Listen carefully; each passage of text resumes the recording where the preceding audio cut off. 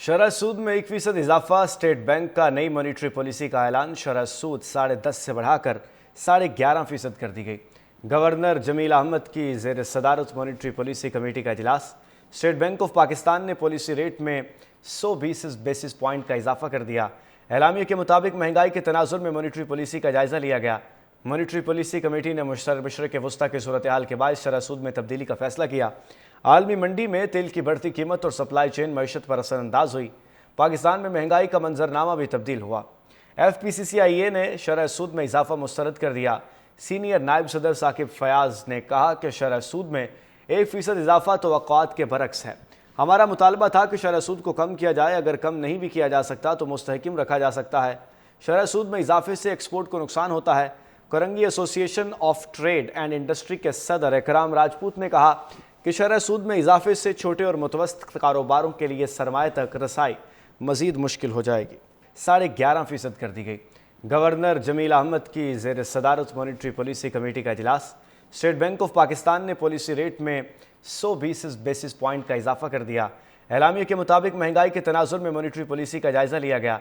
Monetary policy committee ने मशरक़ वस्ता की सूरत हाल के बाद शरह सूद में तब्दीली का फैसला किया। आलमी मंडी में तेल की बढ़ती कीमत और सप्लाई चेन मईशत पर असरअंदाज हुई। पाकिस्तान में महंगाई का मंजरनामा भी तब्दील हुआ। FPCCIA ने शरह सूद में इजाफा मुस्तरद कर दिया। सीनियर नायब सदर साकिब फयाज ने कहा कि शरह सूद में 1% इजाफा तवक्कुआत के बरक्स है। हमारा मुतालबा था कि शरह सूद को कम किया जाए, अगर कम नहीं भी किया जा सकता तो मुस्तहकिम रखा जा सकता है। शरह सूद में इजाफे से एक्सपोर्ट को नुकसान होता है।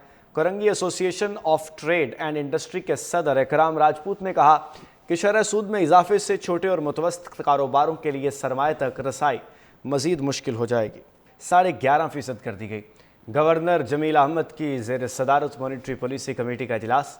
स्टेट बैंक ऑफ पाकिस्तान ने पॉलिसी रेट में 120 बेसिस पॉइंट का इजाफा कर दिया।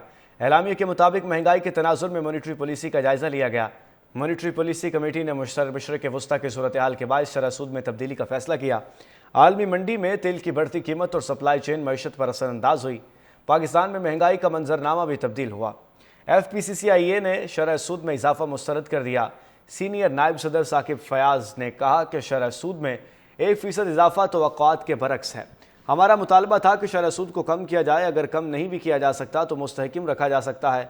शरह सूद में इजाफे से एक्सपोर्ट को नुकसान होता है। Korangi association of trade and industry के सदर इकराम राजपूत ने कहा कि शरह सूद में इजाफे से छोटे और मुतवस्सित कारोबारों के लिए सरमाए तक रसाई मज़ीद मुश्किल हो जाएगी। 11.5% कर दी गई। गवर्नर जमील अहमद की ज़ेर सदारत मॉनिटरी पॉलिसी कमेटी का इजलास। स्टेट बैंक ऑफ पाकिस्तान ने पॉलिसी रेट में 120 बेसिस पॉइंट का इजाफा कर दिया। एलामिया के मुताबिक महंगाई के तनाजुर में मॉनिटरी पॉलिसी का जायज़ा लिया गया। मॉनिटरी पॉलिसी कमेटी ने मशरक़ वस्ता की सूरत हाल के बाद शरह सूद में तब्दीली का फैसला किया। आलमी मंडी में तेल की बढ़ती कीमत और सप्लाई चेन मईशत पर असरअंदाज हुई। पाकिस्तान में महंगाई का मंजरनामा भी तब्दील हुआ।